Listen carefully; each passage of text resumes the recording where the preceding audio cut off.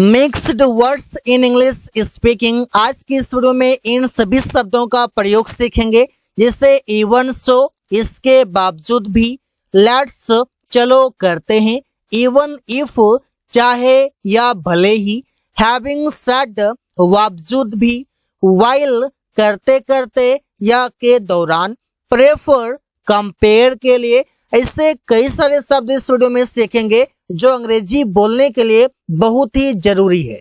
तो चलिए शुरू करते हैं। पहला शब्द है इवन इफ और इसका हिंदी मतलब है चाहे और भले ही। दो इसका मीनिंग है।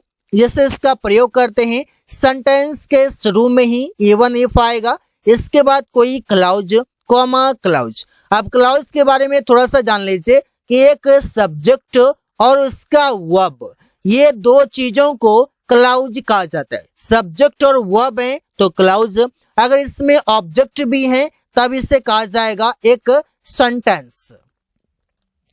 अब एग्जांपल देखिए, भले ही तुम मुझे भूल जाओ मैं तुम्हें कभी नहीं भूलूंगा। तो सेंटेंस बनेगा even if you forget me, भले ही तुम मुझे भूल जाओ, I will never forget you, मैं तुम्हें कभी नहीं भूलूंगा।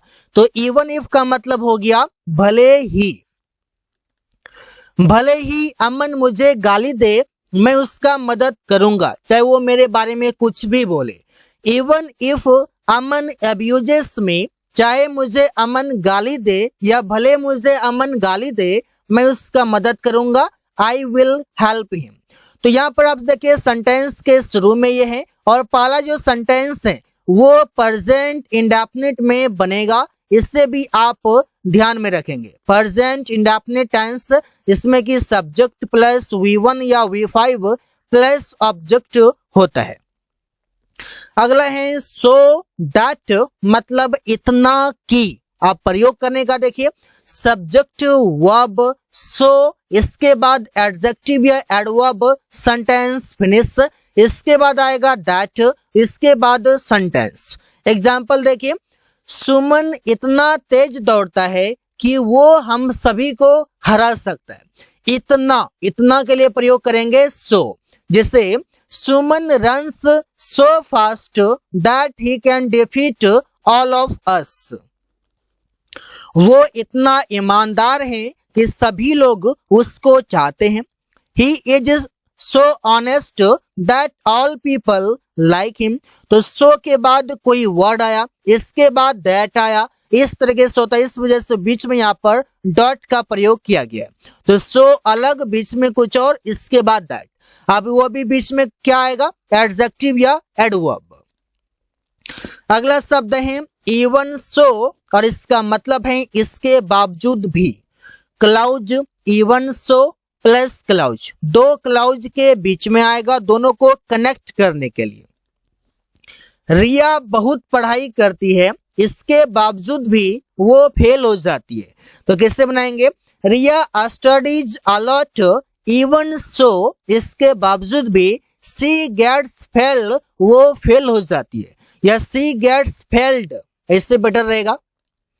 अमन बीमार था, इसके बावजूद भी वो काम करने ऑफिस गया। अमन वॉज इल, अमन बीमार था, इवन सो, इसके बावजूद भी he went to office to work, इसके बावजूद भी वो ऑफिस काम करने के लिए गया। तो इससे आप प्रयोग कर सकते हैं। अगला शब्द है नीदर डॉट नोर, इसका हिंदी मतलब है ना डॉट ना। जैसे एग्जांपल में आप समझ पाएंगे, प्रयोग करेंगे नीदर, इसके बाद आएगा डॉट में कोई भी नाउन, फिर नोर कोई भी नाउन। अब नाउन आया हुआ तो प्रोनाउन भी आ सकता है, क्योंकि नाउन और प्रोनाउन लगभग सिमिलर है, क्योंकि नाउन को ही रिप्लेस करता है प्रोनाउन। ना तो मैं ना तो वो स्कूल जा रहा हूं। Neither I nor she nor he is going to school, neither I nor he is going to school. तो यहाँ पर जो ये वर्ब आएगा ना, तो नियर में जो सब्जेक्ट रहेगा, नियर में जो नाउन या प्रोनाउन रहेगा, उसके अनुसार वर्ब लगेगा। यहाँ पर देखिए इज लगा हुआ है क्योंकि इसके नजदीक ही है, ना कि आई। आई से पहले यहाँ पर देखिए इसके पास में ही है, तो इसलिए इज लगा हुआ है। ना तो रवि ना तो आकाश बाजार जाएगा, neither Ravi nor Akash will go to market. तो इससे आप बना सकते हैं ना तो मैं, ना तो वो, ना तो कलम, ना तो कॉपी तुमने खरीदा, ना तो रवि, ना तो सुमन ने यह चुराया है। तो इससे आप प्रयोग करते हैं। अगला शब्द है फॉर अ वाइल मीन्स कुछ देर के लिए या कुछ पल के लिए। जैसे subject verb for a while, तुम लोग कुछ देर के लिए आराम कर सकते हो। You can take a rest for a while, मैं कुछ देर के लिए यह लिख रहा था। I was writing it for a while, तो सेंटेंस के लास्ट में आप फॉर अ वाइल का प्रयोग करेंगे कुछ देर के लिए या कुछ पल के लिए। बाय, बाय का मतलब है से और इसका प्रयोग करते हैं subject verb bye plus object. अब इस से के लिए कैसे एग्जांपल्स लेते हैं, जैसे कि आप बोल सकते हैं कोई भी वाहन हो, वाहन से, बाइक से, कार से, बस से, ट्रेन से, प्लेन से, ऐसे वहां पर से के लिए आप बाय का प्रयोग करते हैं। वो बस से स्कूल जाती है, she goes to school by बस, बस से बाय बस। मैं बाइक से ऑफिस जाता हूँ, I go to office by bike, तो इससे प्रयोग कर सकते हैं।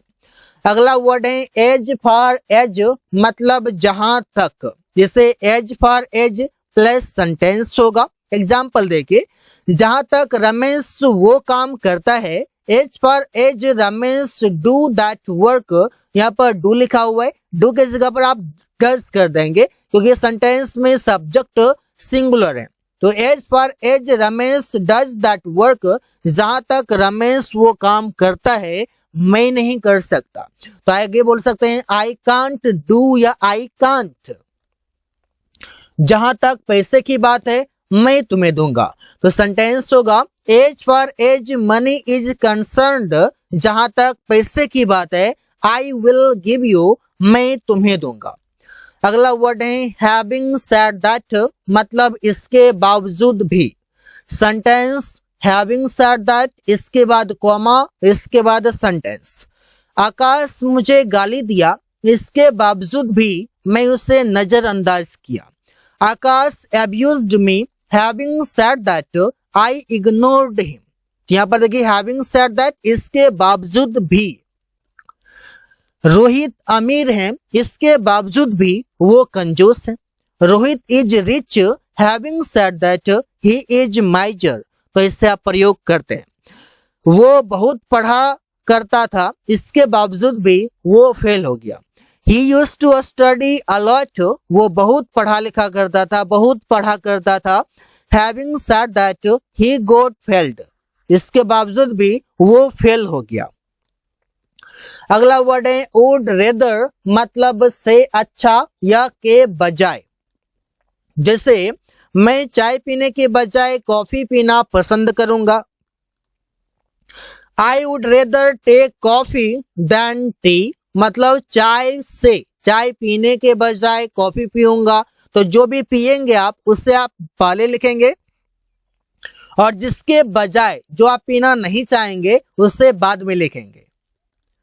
वो टीवी देखने के बजाय सोना पसंद करेगा। ही वुड रेदर स्लीप, वो सोना पसंद करेगा। देन वॉच टीवी, टीवी देखने के बजाय।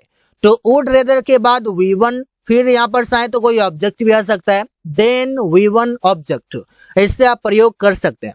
अगला शब्द है प्रेफर, मीन्स से होता है और इसका प्रयोग करते हैं कंपेयर करने के लिए, तुलना करने के लिए। जैसे मैं सोने से ज्यादा खेलना पसंद करता हूं, तो कैसे होगा I prefer playing to sleeping.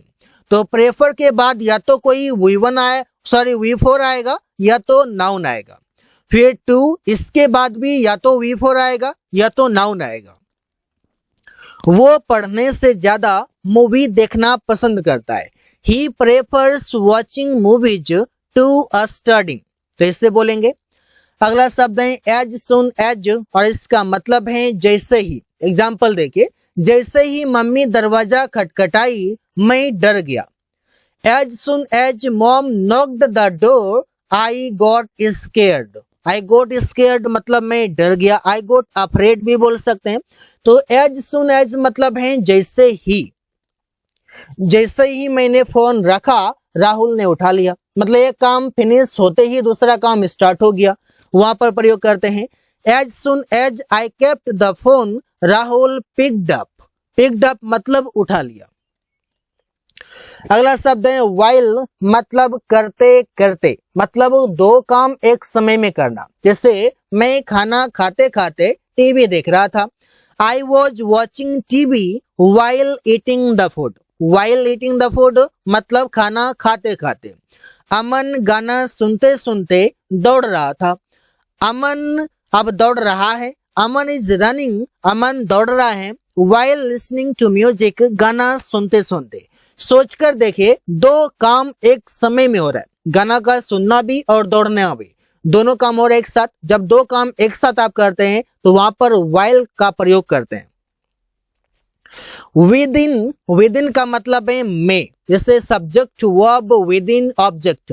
में है मतलब कि के अंदर आप बोल सकते हैं, जैसे कि कोई समय देते हैं ना कि वो 10 दिन के अंदर आ जाएगा, तुम 10 दिन के अंदर मुझे पैसा वापस करना, नहीं तो नहीं दूंगा, तो इससे बोलते हैं, तो वहां पर कर सकते हैं। इससे मैं 10 मिनट में तुम्हारे पास आ रहा हूं। I am coming to you within 10 minutes, यहाँ पर कोई समय के अंदर की बात है। पेरिया 2 दिनों के अंदर तुम्हें किताब देगी। Priya will give you a book within 2 days, तो इससे आप प्रयोग कर सकते हैं। अगला है लेट्स, और लेट्स का मतलब है चलो करते हैं। जैसे लेट्स, लेट और अस, इसी को शॉर्ट में लेट्स बोला जाता है। इसके बाद V1, इसके बाद अदर वर्ड आएगा। चलो मैच खेलते हैं, इसका प्रयोग कब करते हैं? जब आप एक ग्रुप में होते हैं, फ्रेंड्स के साथ होते हैं, तो बोलते हैं चलो ये करते हैं, चलो वहां जाते हैं, चलो ये करते हैं, तो वहां पर आप लेट्स का प्रयोग करते हैं। इससे लेट्स प्ले क्रिकेट, चलो मैच खेलते हैं, लेट्स प्ले द मैच, ऐसा बोल सकते हैं। चलो अंग्रेजी बोलते हैं, चलो अंग्रेजी में बात करते हैं, लेट्स स्पीक इंग्लिश, या फिर लेट्स टॉक इन इंग्लिश, तो इससे आप प्रयोग कर सकते हैं लेट्स का। So guys, thanks for watching, that's all for today.